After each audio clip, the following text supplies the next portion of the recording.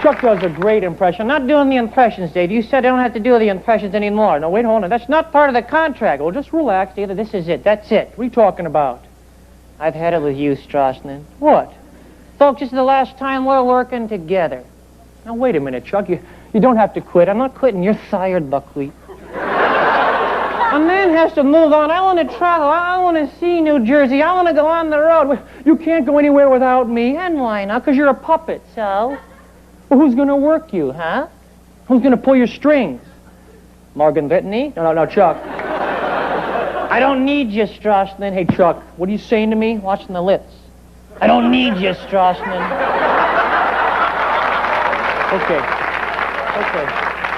Okay. You don't need me? I'll tell you what. You sit here, you tell a joke in front of you. You want to be the big star? Go ahead. Jump! Right, too far. What are you doing? No, sorry, that's just too far, Sam. I'm sorry. You're always trying to make me look stupid. Yeah, like you need help. If you think you can do better on your own, then you're very welcome. I can. Oh, really? Yes, really. Okay, well, this I have got to see. All right. Here's your microphone. Here's your microphone. There's the audience. And there are the judges. Good luck. And don't get buzzed. Go ahead, tell a joke. I don't need this from you or no one. You're nothing without me. You're just a stick of wood.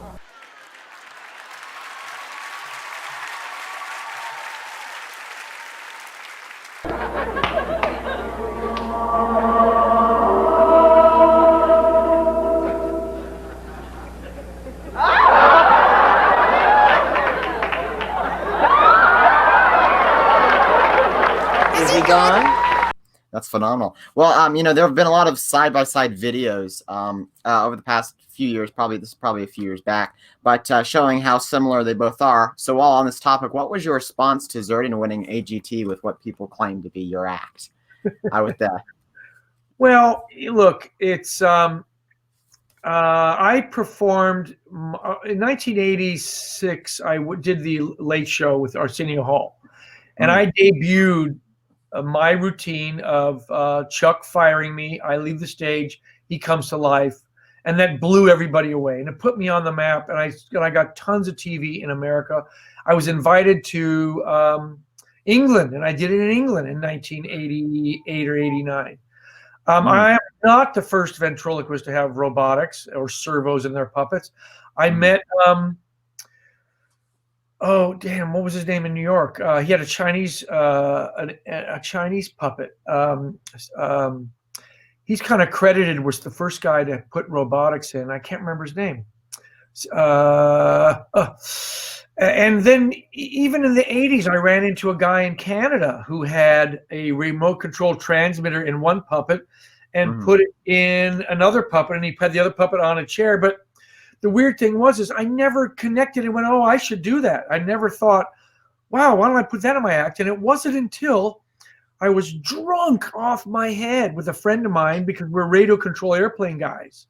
Okay, wow. Flying RC planes for decades. And he goes, we were just so drunk, we could barely even see. He goes, why don't you put the servos in Chuck? I go, oh, that'd be cool, man. We can freak people out. And we kind of did it on, how can we freak people out? And I never even in my mind even thought of the things I had seen prior. So, you know, every ventriloquist is going to do a woodpecker joke. If you don't, you're stupid. Yeah. Right? But that is called, I call it parallel. It's parallel creativity. Okay. You know what I'm saying? Every ventriloquist is going to do a woodpecker joke. Now that we have robotics, everyone's going to think of some way to have robotics in their show. I'm sure now. And Steve Axtell Creations, he's capitalized that and has so many different robotics that you can have in your show. And anybody can, and they're relatively inexpensive. Hold on, my dog is freaking out. I got to bring him in the house. Come on in, doggy. Come on in. There we go. All right, Arthur, are you okay, buddy? You okay? So I did this routine, and the one thing that I did was I added the element of theater to ventriloquism when I did this routine. When I left the stage, it was an acting piece, and I paused, I waited, I was angry, there was no comedy, and the idea of Chuck coming to life was like, oh my God, this thing's alive. And this is, remember, this is before there was the walking with dinosaurs how-to videos or the behind-the-scenes Jurassic Park. None of that existed. So no one really knew about robotics or radio control airplane servos, which you could go to any hobby shop then and buy. And by the way, at the time I put that in Chuck, I was flying quarter scale, right? 8-foot wingspan airplanes. So, I mean, we had full on reliable robotics. Yeah. The time I did this in a theater was in the cellar, the Comedy Cellar in Greenwich Village, New York. And a buddy of mine was hiding under the table with a full-on radio-controlled transmitter. Obviously, I've got computers that run it now, and I got my little handheld thing. Right. Back then, he literally, he had to pull the antenna out, and it was sticking out from underneath the right. So, so I put that on the map because it was a piece of theater, and you can do anything. If you saw a woman in half in a magic show, first of all, everybody knows there's a box. Everybody knows that something's with the box, right? The magic I don't like is when a magician has a box or something that you don't see in real life, that you only find in a magic show. It's a magic trick. Right.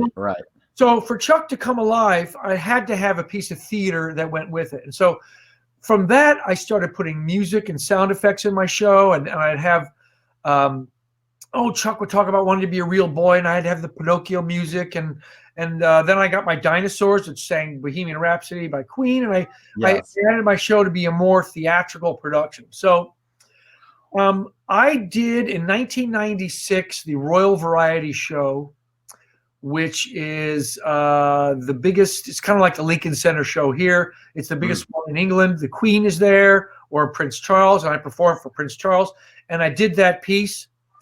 And when Zerdin came out and did his thing in, 4 or 5 years ago, 2010 or something, I don't know when that was. And I did a little research. He had done the same routine on that same show, that English show, the Royal Variety Show, 10 years to the date that I had done it. And everybody forgot about me, and they stood up. Oh my God, this guy's what an incredible, unique act. The problem was, he did it word for word, and he did the routine. He copied me word for word. Yeah. I don't have a problem with anybody doing a technology, but make it your own, make it different. Put your own spin on it. Yeah. Exactly. Put your own spin on it. Well, he didn't do that. So when I found out about the AGT and people say, hey, this guy's doing your routine, I was truly disappointed. Disappointed that someone would have the balls to not only go on there, and like I used to work with Howie Mandel. I knew Howie Mandel in the early days, I guess memory is fleeting. People don't remember what came first, So, had he said or asked me, can I do this routine? I'd say fine. I don't even do it anymore. I'd give him permission. Great. I said, but it's a bit similar to mine. Why don't you put your own spin on it? Right. But he didn't. He just did it and claimed it at his. And to me, that's as bad as anything Trump would do.